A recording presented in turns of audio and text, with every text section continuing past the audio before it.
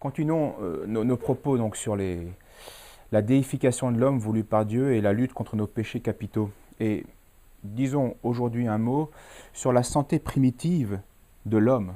Car l'homme n'a pas toujours été malade sur terre. L'homme n'a pas toujours été un pécheur sur terre. Il a été créé sain et heureux, nous dit le catéchisme. L'homme, oui, a été créé par Dieu dans un état de perfection, c'est-à-dire de bonne santé. Et cette bonne santé incluait la grâce de Dieu. Elle était une bonne santé au sens transcendant même, une santé même supérieure à ce que l'homme pouvait espérer. Et donc l'homme était en grâce avec Dieu, en amitié avec Dieu. Et il avait donc le germe, il a été créé avec le germe, la grâce, de sa future déification. Elle était déjà présente, mais elle n'était pas encore finalisée. Dieu, nous dit la Genèse, Dieu fit l'homme à son image et à ressemblance. Donc il y avait un vrai commerce déjà entre Dieu et l'homme. Pas seulement grâce à l'image rationnelle et volontaire que nous sommes, libres, mais aussi en raison de notre ressemblance. L'homme agissait comme Dieu, en grâce avec Dieu, en amitié, en conformité avec Dieu. Donc, et de par ce fait, eh bien, il régnait sur terre un ordre parfait dans la création et en Adam même, dans ses facultés, hein, dans son microcosme, à cause de sa vie vertueuse, à cause de son union à Dieu. Et par la glorification incessante qu'il rendait à son Créateur, eh bien, Adam et Ève eh bien, unissaient ainsi le monde visible, par le bon usage qu'ils en faisaient pour la gloire de Dieu, eh bien, au monde invisible, celui des anges et celui de la Trinité Sainte. Alors cet état de grâce, eh bien, évidemment, provoquait une grande joie spirituelle, une grande plénitude qui suffisait à l'homme. Saint Athanase dit à juste titre, l'homme vivait sa vraie vie. Il ne faisait que user de la création, mais sa vraie vie, c'est ce qui le comblait, eh bien, c'était justement de remplir la finalité de sa création, de sa nature humaine, qui était de contempler Dieu, d'être en amitié avec Dieu, de le louer, de le servir. Et c'est cela qui, à l'instar des anges, mais de manière incarnée. Et c'est cela donc qui le rendait parfaitement heureux, ici-bas. Malheureusement, nous le savons, le péché, la malice, la mauvaise volonté de l'homme, insufflé par Satan, eh bien, proposé par Satan, eh bien, a bien sûr détruit cet ordre harmonieux et a détourné l'homme de Dieu. Et ce qu'il faut comprendre, le drame, c'est que cette perte de la grâce, c'est cette perte d'accepter sa finalité. L'homme a perdu le sens de sa finalité, qui est de contempler Dieu, de l'imiter et de l'aimer. Et immédiatement, lorsqu'on a perdu le sens de sa finalité, eh bien, c'est la perte de la santé. C'est la désharmonie, c'est le désordre qui va créer la maladie, perte de santé, et donc perte de la paix, inquiétude.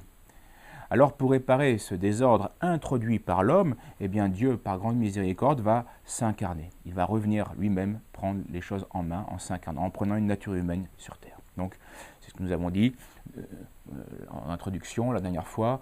Dieu s'est fait homme pour que l'homme puisse, s'il le veut, devenir Dieu. C'est-à-dire redevenir ce qu'il était, uni à Dieu.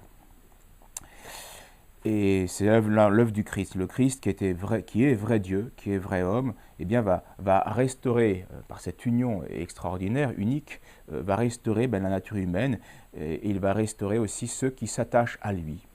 À ce moment-là, il va restaurer en eux eh bien non seulement l'image qui, elle, est naturelle en l'homme, mais cette ressemblance que l'homme avait perdue. Ressemblance plus parfaite avec Dieu. Donc le Christ, on le comprend, devient dans ce plan de restauration, eh bien, devient la norme, le principe, le remède, le modèle. Bref, il est à la fois le principe de la restauration et la fin en tant que vrai Dieu. Donc d'où ces termes dans l'Apocalypse, ces paroles du Christ, je suis l'alpha et l'oméga. Je suis à la source de la restauration et c'est pour que et je suis aussi à la fin de cette restauration, puisque le but c'est que vous m'imitiez. C'est cette œuvre du Christ qui va nous permettre de nous restaurer, de nous guérir, c'est-à-dire concrètement de devenir de nouveau les fils adoptifs de Dieu, c'est-à-dire ceux qui partagent la vie de Dieu. Et l'Écriture nous le dit, Saint Paul aux Éphésiens, nous sommes des fils adoptifs, mais c'est par Jésus-Christ, c'est grâce à son œuvre, il est le principe de cela. Donc le Christ est vrai Dieu, vrai homme, et nous, nous ne sommes que hommes, nous ne sommes que créatures.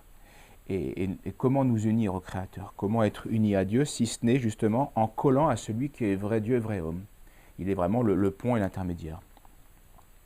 Donc l'homme doit se configurer, se mouler, imiter, s'unir au Christ pour vraiment devenir homme. Le moyen de guérir, il est là. On ne pourra pas guérir si on ne veut pas l'union à Dieu. On ne peut pas guérir parfaitement de toutes ces maladies spirituelles si on ne veut pas être uni à Dieu. Il n'y a pas de neutralité possible, on ne peut pas faire l'indifférence quant au rôle du Christ. Il n'y a pas de nature humaine indépendante, neutre, ça n'existe pas. C'est du non-être, c'est des illusions, c'est l'invention des hommes pour éviter justement de se soumettre à cette restauration donnée par le divin médecin, parce que leur orgueil refuse cela et ils veulent guérir par leurs propres moyens et obtenir un bonheur qu'ils estiment à telle limite. Ils prétendent ne pas avoir besoin de plus de bonheur. Mais ça, c'est des paroles. Ils n'auront pas du tout de bonheur, même pas ici-bas. L'Écriture nous dit encore, Saint Paul aux Romains, ceux que d'avance Dieu a prédestiné à reproduire l'image de son Fils, qui est l'aîné d'une multitude de frères. Et on voit bien là encore que le Christ, il est au principe de tous les racheter, de tous les guérir, de tous les sauver.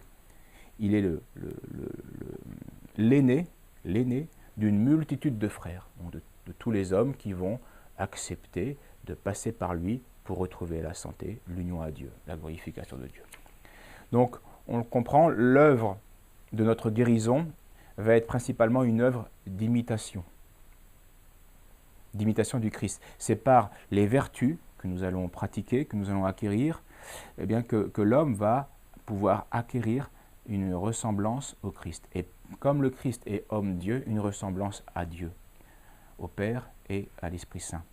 Car la grâce du Christ, c'est l'union de la grâce du Christ et de notre agir fidèle qui va nous rendre à la vie, qui va nous guérir et qui va nous rendre à la vraie vie dont saint Athanase parlait, la contemplation de Dieu, c'est-à-dire la connaissance de la Trinité et l'imitation de la Trinité. Alors, ça paraît peut-être un peu abstrait, et nous verrons justement dans la suite des conférences, qu'est-ce que c'est que cet agir divin? Comment ressembler concrètement à Dieu qui est pur esprit, à la Trinité qui est pur esprit? Mais le principe est le suivant, c'est que pour vraiment guérir, eh bien, il faut s'unir au Père, et il faut ressembler à son Fils, le Verbe éternel, en acquérant leur esprit éternel tout en qu'eux. Donc on ne reviendra un homme en bonne santé que si concrètement on est chrétien. C'est-à-dire fils adoptif de la Trinité et adorateur et imitateur de l'esprit du Père et du Fils. Parce que chrétien, pas de nom, hein, chrétien de fait. Chrétien, c'est-à-dire celui qui est vraiment fidèle à Dieu et qui sera juste envers le prochain. Hein, c'est les deux tables des commandements.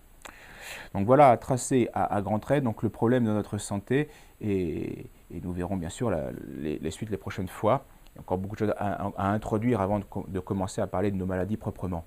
Mais retenons pour aujourd'hui que ce qu'est la santé pour le corps, eh bien c'est la vertu l'est pour l'âme. Nous retrouverons la santé parfaite quand nous aurons retrouvé la vertu. Et cette vertu, elle consiste à imiter le Christ. C'est une grâce du Christ qui nous introduit de nouveau dans ce que nous avions perdu, l'amitié avec la vie trinitaire, c'est-à-dire une union au Père, une ressemblance au Fils dans leur Esprit Saint. Voilà. À la suite pour la prochaine fois. Merci.